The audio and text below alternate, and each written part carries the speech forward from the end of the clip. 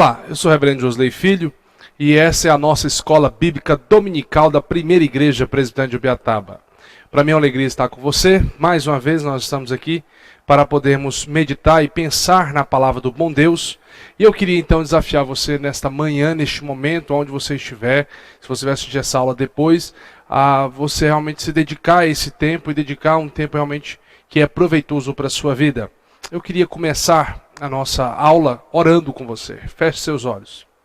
Deus Todo-Poderoso, Pai bendito, eu quero colocar as nossas vidas diante do Senhor. E Pai, eu quero suplicar ao Senhor que o Senhor esteja abrindo as nossas mentes e nos convencendo a Tua palavra, para a glória do Teu nome. Abençoa cada um dos meus alunos, cada um dos meus irmãos, cada um das ovelhas que o Senhor confiou nas minhas mãos, aonde quer que eles estejam neste momento. Deus, que o Senhor esteja com eles, para a glória do Teu nome, em nome de Jesus. Amém e amém. Bom, meus queridos, nós estamos começando aí uma nova proposta que é estudar escatologia, né? E nós já tivemos uma aula introdutória na semana passada e hoje nós vamos dar continuidade a esse material, nós vamos dar continuidade a essa proposta, estudando a escatologia e pensando ela à luz das Escrituras, E eu queria começar neste momento com uma devocional. Eu queria ler um texto com você. E eu queria então pensar com você no Salmo de número 73. Os primeiros versículos do Salmo 73 diz assim: com efeito, Deus é bom para com Israel, para com os de coração limpo. Quanto a mim, porém, quase me resvalaram os pés, pouco faltou para que se desviassem os meus passos, pois eu invejava os arrogantes ao ver a prosperidade dos perversos. Vou baixar um pouco aqui a câmera, isso, perversos. Então, observe aqui uma coisa que eu quero destacar com você neste momento sobre escatologia. Escatologia nós devemos aprender e entender que um cristão vive com os olhos no passado, com os olhos no presente e com os olhos no futuro. Escatologia nada tem a ver com adivinhação. Você vai me ouvir falar muito sobre isso nessa aula. Você vai perceber que escatologia nada tem a ver com adivinhar o futuro, mas tem a ver com olhar para o passado. Ao olhar para o passado, você vai perceber as coisas do seu momento, do seu presente. Daí na aula anterior eu falei sobre escatologia individual. E daí você vai conseguir compreender as promessas das Escrituras para o futuro.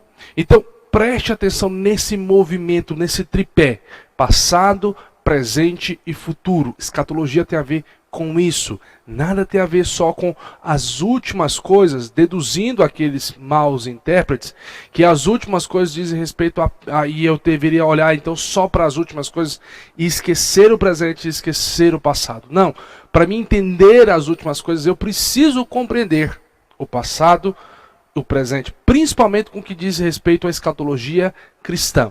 Nós precisamos olhar para as Escrituras e aprender. E este salmo nos ajuda a começar a olhar e ver que o salmista faz esse movimento. Ele olha e diz: com efeito Deus é bom para com Israel, para com os de coração limpo. Ele está olhando para o passado. Aí ele olha para o presente. Quanto a mim, porém, quase me resvalaram os pés.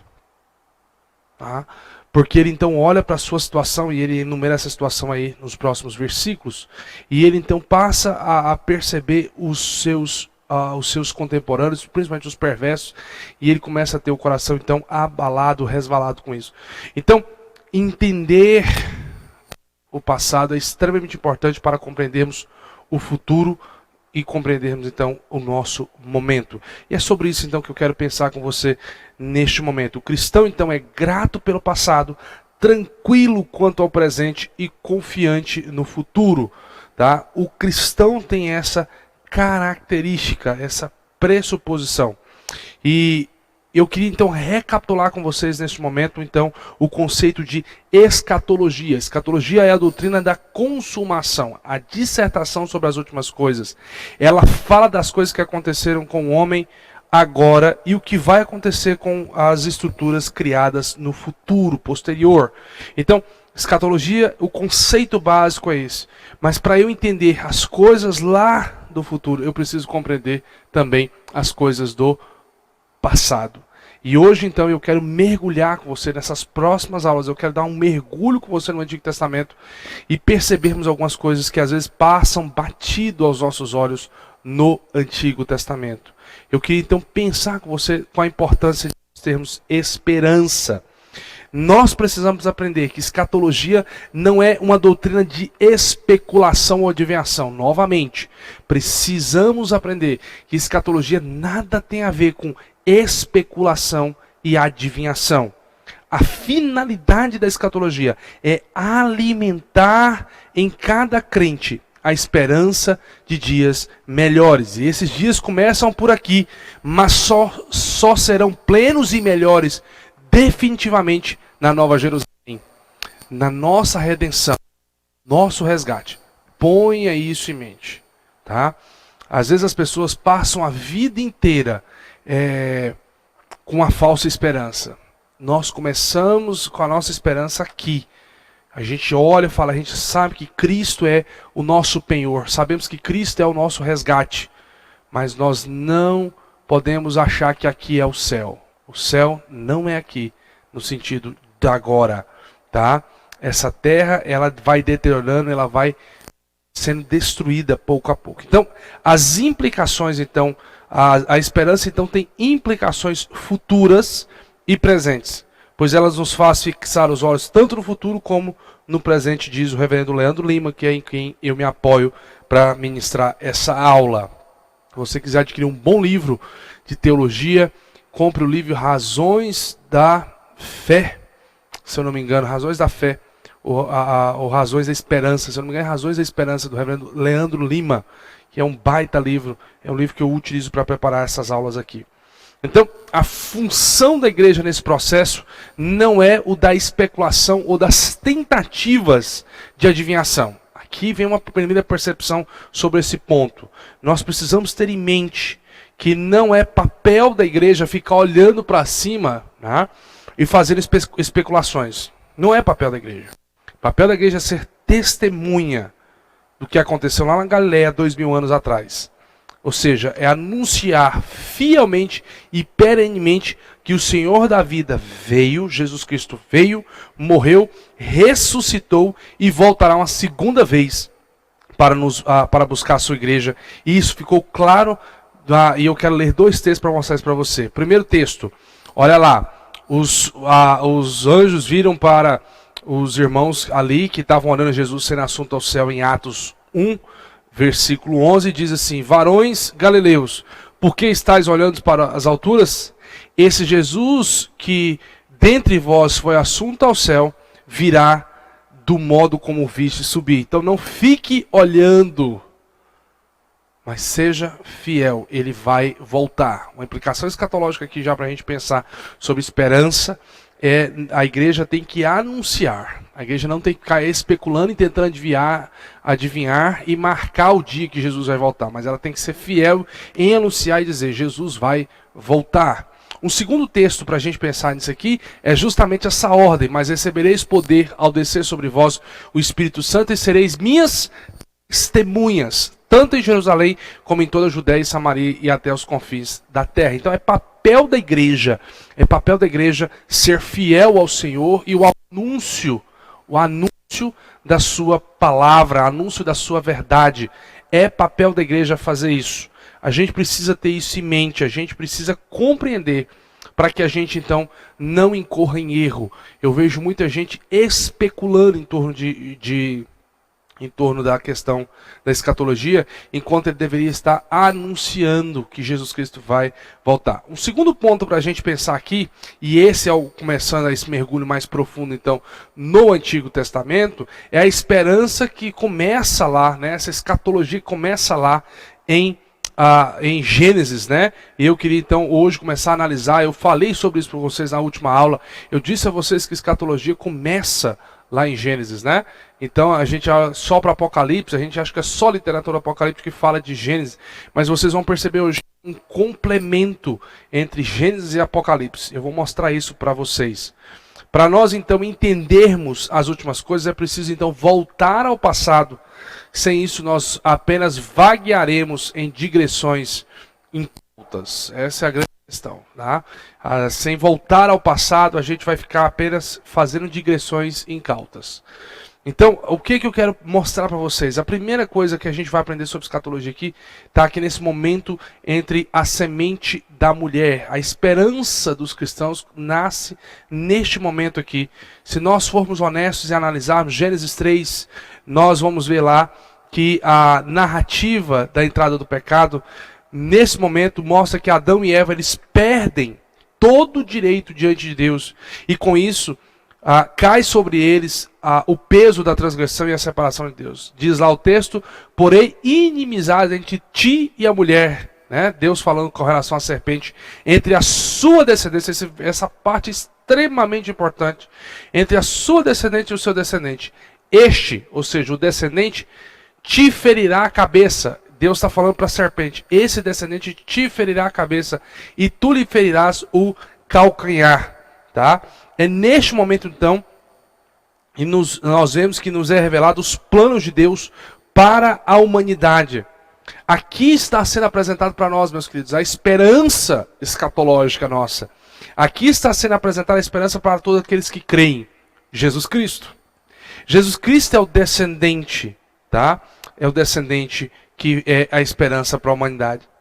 Recentemente, um ator, né, famoso, no qual muito querido por muitos, Flávio Migliaccio, ele faleceu, né? Ele veio a falecer. E ele então deixa em sua carta de despedida a seguinte frase: a humanidade não deu certo. A humanidade não deu certo. Eu sou obrigado a concordar com ele até certo ponto. De fato, a humanidade não deu certo por causa do pecado. É lançada essa humanidade em um mar profundo de lama e de desesperança. Se olharmos para a humanidade apenas por ela e por si só, de fato ela não tem mais jeito. Contudo, se nós olharmos para a palavra de Deus e vermos o doce Galileu, o carpinteiro de Nazaré, o Senhor Jesus Cristo, o pescador de homens, veremos que há um projeto em curso que restaura a nossa esperança. Flávio Migliaccio, certo. A humanidade não deu certo por causa do pecado. Mas existe um Galileu, existe um homem que pode fazer ela dar certo e fará ela dar certo no fim das contas, na eternidade. Mas somente aqueles que foram redimidos. Essa é a nossa esperança. Essa é a nossa esperança. E ela está posta para nós então aí em Gênesis capítulo 3, versículo 15. Tá? Então, observe que o Senhor nos mostra um projeto em curso nesse versículo, que não foi fácil. Uma coisa, agora, a questão da escatologia, que a gente vai aprender aqui, é que não foi fácil esse projeto estar em curso e esse descendente nascer. Quando o Senhor diz aqui que ele, então, viria, né,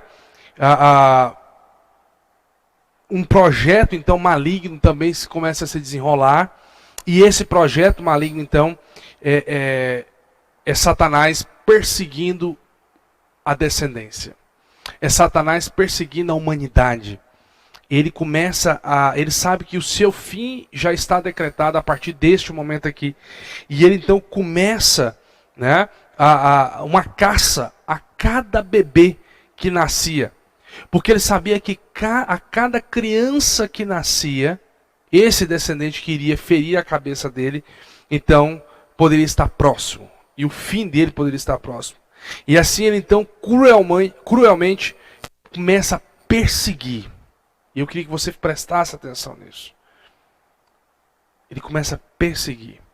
Ele sempre então sugeriu aos corações dos homens as piores matanças infantis. Satanás sempre foi astuto nesse ponto. Sem essa de controle, de ignorância, de meus direitos, meu corpo e minha regra.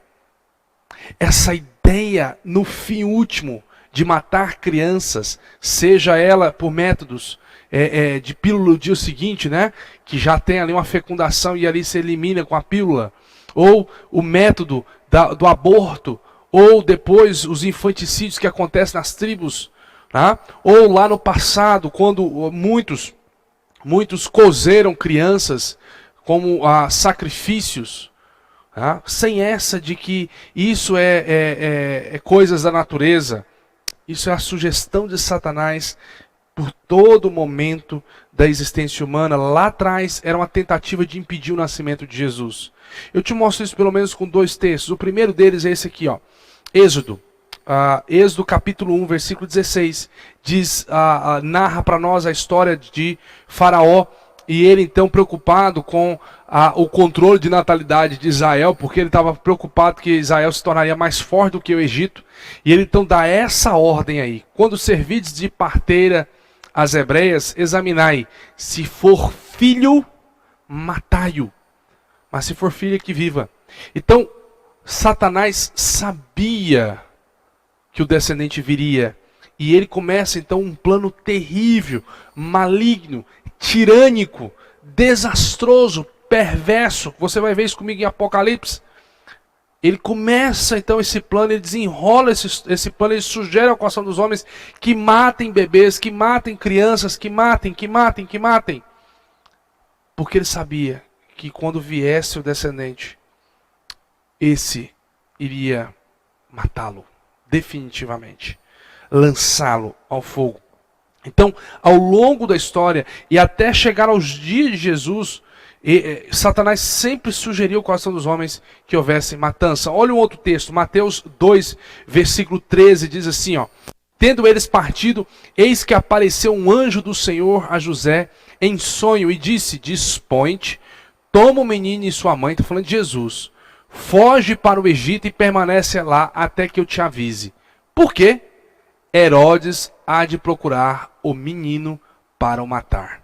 Herodes queria matar, porque havia uma alegação de que o rei dos judeus havia nascido e ele não queria um rei que o substituísse, ele não queria perder a coroa, ele não queria perder o lugar. E ele então propõe essa matança de crianças. Agora eu te pergunto, quem foi que sugeriu isso ao coração de Herodes? Quem foi que aguçou esse desejo de Herodes? Meu amigo, Satanás. E eu passo a te mostrar isso a partir de Apocalipse. Olha comigo. Olha comigo alguns versículos. Olha aí. Viu-se, Apocalipse 12, versículos 3 e 4, diz assim, ó: viu-se também outro sinal do céu, e eis um dragão grande e vermelho, com 7 cabeças, 10 chifres, e nas cabeças 7 diademas. A sua cauda arrastava a terça parte das estrelas do céu, as quais lançou para a terça parte das estrelas do céu, as quais lançou para a terra.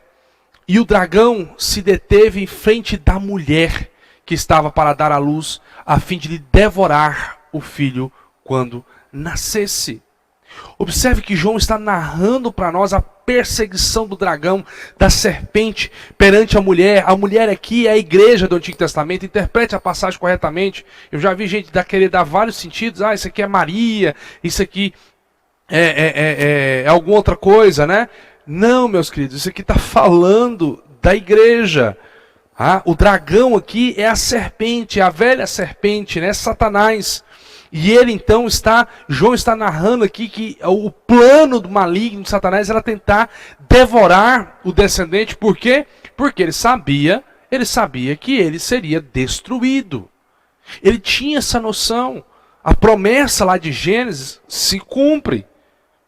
Então João narra para nós aqui que Satanás nunca quis o nascimento de Jesus Cristo. E a cada criança, então, ele buscava destruir essas vidas para tentar destruir o descendente. E engraçado que isso fica, né? Porque até hoje as pessoas continuam matando crianças, né? Um dado de alguém que disse aí que são 6 bilhões por ano. Isso é um genocídio. Mais mata do que o coronavírus. E eu não vejo ninguém fazendo alarde. Porque Satanás um dia sugeriu ao coração do homem que ele deveria matar crianças. Porque ele quer matar. Ele sempre foi o trabalho. Então, Satanás persegue a igreja do Antigo Testamento, né, com muito sofrimento, com muita assolação, para tentar inibir o nascimento dessa criança, Tá? Eu queria fazer uma análise para você, uma teologia bíblica, para você entender essa passagem. Olha como é interessante aqui para nós, algo que eu queria compartilhar com você neste momento. Eu quero mostrar para você o seguinte. Observe que é o texto, né? O texto de Gênesis capítulo 3 diz lá assim, ó, mas a serpente mais sagaz que todos os animais selvagens que o Senhor Deus tinha feito, disse à mulher. Então, observe que há dois personagens, serpente e a mulher, eles aparecem aqui. A serpente aparece aqui de maneira muito suave, né, muito simpática, dialogando com a mulher, de maneira bem sorrateira. Então ela se apresenta, Satanás se apresenta de uma forma totalmente enganosa, lúdica, né, empolgante, e ele engana então a mulher, né, Eva, e destrói então a mulher. Quando isso acontece, o versículo 15 então diz que o Senhor, o percurso é o Senhor, diz, porém entre ti e a mulher, ou seja, de novo, esse ti aqui é Satanás, e a mulher, ou a serpente e a mulher, entre a tua descendência, de novo, agora aqui a promessa, né? O descendente, esse vai fazer o quê? Ferir a cabeça, né? Ele vai ferir a cabeça e tu lhe ferirás os calcanhar. E aí você então vê Apocalipse 12 narrar para nós o seguinte: viu-se um grande sinal do céu, a saber, uma mulher vestida de sol com a lua debaixo dos pés e uma coroa de 12 estrelas na sua cabeça. Essa mulher formosa, linda, elegante aqui é a igreja do Senhor Jesus Cristo, a noiva do Senhor Jesus Cristo, né? A igreja. E essa mulher então, ela tem dores, né, de parto, diz, vai narrar o texto daqui a pouco para nós. E aí nisso então diz assim, ó, viu-se também outro sinal no céu e eis um dragão. Então agora, ó, a serpente que aqui era atrativa, era lúdica, né, de alguma maneira, agora se apresenta de uma maneira, ó, como um dragão grande vermelho com 7 cabeças, 10 chifres e nas cabeças 7 diademas, um monstro tirânico, de maneira atroz, amedrontador. Agora ele se apresenta e a proposta dele então é destruir. Se você ler Apocalipse 12, você vai ver que ele arrasta aí a terça parte, né? Diz o texto para nós, a terça parte das estrelas, ou seja, ele vem causando muita destruição para devorar. Nós lemos o texto aí, ele queria devorar o filho dessa mulher, ou seja, da igreja. A igreja então sofrida, a igreja então que vem sobre muita angústia, né? A igreja então que vem aí com muito desgaste, ele queria então devorar, né? Diz o texto aí que ele queria devorar o filho dessa igreja, dessa mulher. Então, Satanás nunca quis o nascimento de Jesus. Você precisa entender isso, tá? Por isso, então, tanto sofrimento sobre a igreja, tanta perseguição, e até hoje ele continua fazendo isso para tentar inibir, né, a segunda vinda, ou, na verdade, não é nem tentar inibir, porque ele não tem condições de inibir a segunda vinda de Jesus, mas é tentar destruir a igreja, abalar a igreja, desmotivar a igreja, fazer a igreja sofrer mesmo, para humilhar a igreja, para que ela então chegue diante do Senhor enfraquecida, né? Então, perceba que essa serpente amênua, né, lá do Éden, agora se apresenta uma serpente assustadora, né? Ela se apresenta aqui com garras, atacando a mulher, né? Então aquele diálogo que era inocente lá no Éden, né, que parecia ser inocente e inofensivo, se torna uma tragédia, um pesadelo, um desgaste, né, para a igreja do Senhor, porque Satanás então sabia que viria da igreja do Senhor, né, desde o Antigo Testamento, a salvação e a salvação da igreja e a destruição dele. Satanás então tinha seus meios e propósitos tenebrosos para a vinda do Senhor, né? Mas, por outro lado, Israel também tinha a esperança, tinha a promessa, e isso é belíssimo, porque se por um lado Satanás tentava emperrar e impedir o plano, por outro lado, Israel tinha a promessa da esperança, Jesus Cristo, né? Um descendente libertador que tiraria eles da tirania da serpente e da opressão impostas pelo Recado, um texto para nos mostrar que Israel aguardava a redenção e que essa redenção se cumpria é Gênesis. E eu quero mostrar para vocês Gênesis capítulo de número 49, versículos 8 e 10, diz assim: Judá, teus irmãos te louvarão, a tua mão estará sobre a cerviz de teus inimigos, os filhos de teu pai se inclinarão a ti. Judá é leãozinho, da presa subsiste, filho meu. Encurva-se e deita-se como um leão, e como leoa, quem o despertará?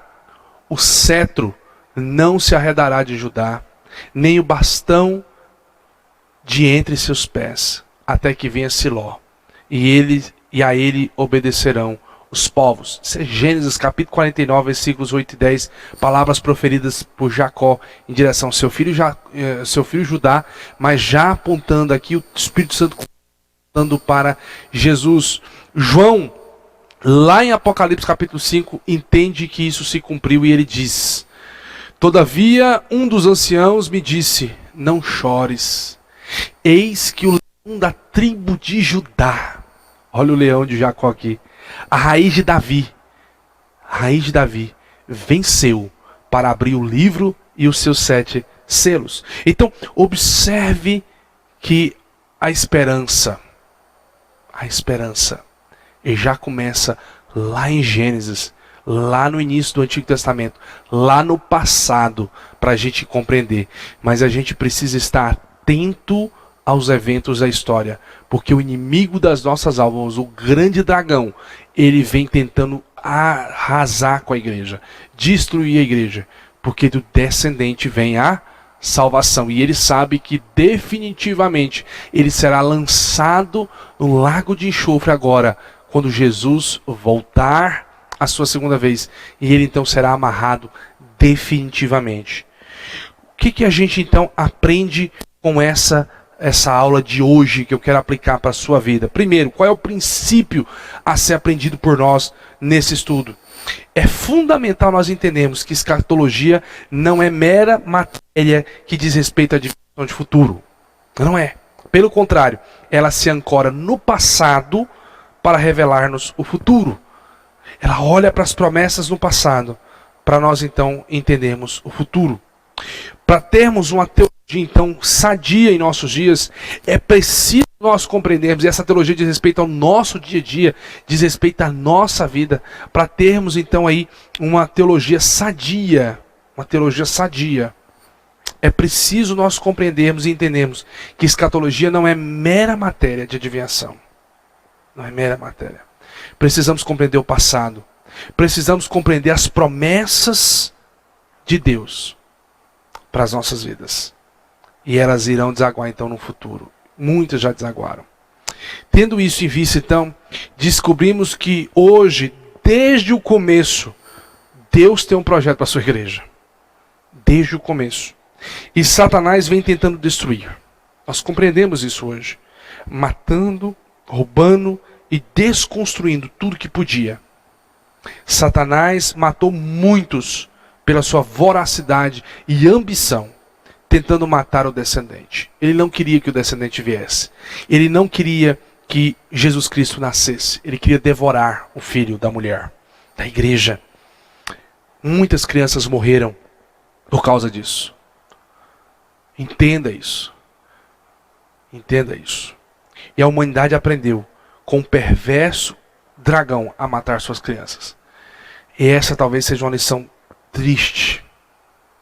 E lá no fundo, toda tentativa de matar uma criança é uma tentativa de matar a imagem do descendente de Jesus Cristo. Em cada feto abortado, em cada criança morta e dilacerada de alguma maneira.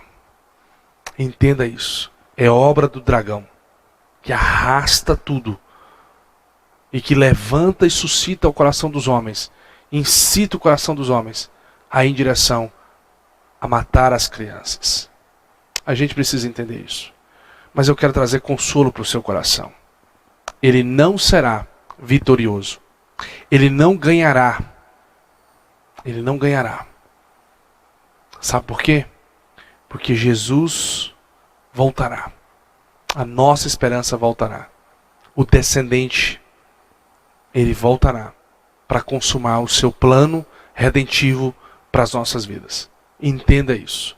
O filho da mulher voltará para nos salvar, nos resgatar definitivamente. Mantenha-se firme e fiel, igreja. Não vacile. Não vá nem para a esquerda, nem para a direita. Mantenha-se com os olhos em Cristo Jesus. Que Deus nos abençoe e que Deus alimente as nossas almas. Mais uma vez, que Deus nos fortaleça. Deixa eu orar com você neste momento. Feche seus olhos. Deus Todo-Poderoso, Pai bendito, eu quero agradecer ao Senhor, Pai, por mais essa oportunidade que nós temos de estudar a Tua Santa Palavra. Obrigado. Que a esperança das nossas vidas, Jesus Cristo, esteja diante de nós. E não permita, Pai, Satanás continuar destruindo vidas por causa da sua ambição voraz de tentar frustrar o plano do Senhor. Plano esse que é eterno. Plano esse que é único. Plano esse que é indestrutível. Deus console e conforta os nossos corações e nos ajude a crer na esperança de Israel. Jesus Cristo, nosso Senhor. Em nome do Senhor Jesus Cristo é que nós oramos. Amém. Amém. É isso.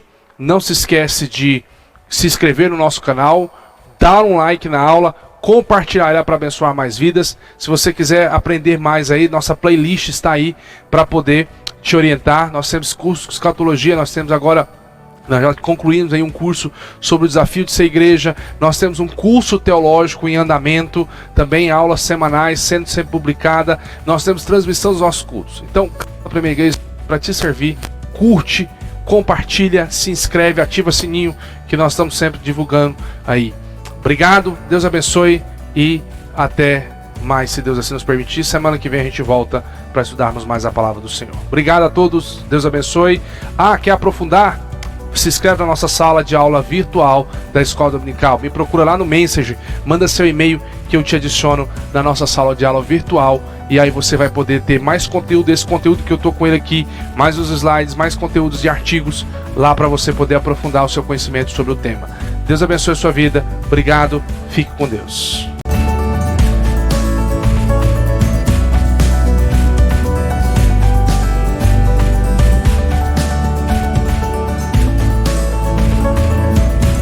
Olá, se você gostou dos nossos vídeos, se você gostou dessa videoaula, se você gostou aí dos nossos trabalhos que estão sendo publicados no canal do YouTube, eu peço a você que compartilhe, porque quanto mais você compartilhar, mais você vai ajudar o nosso canal a crescer e a desenvolver. Compartilhe, divulgue, se inscreve aí no canal, né, ativa os sininhos aí para você sempre receber os nossos vídeos, para você ser edificado e fortalecer. Obrigado, Deus abençoe e grande abraço.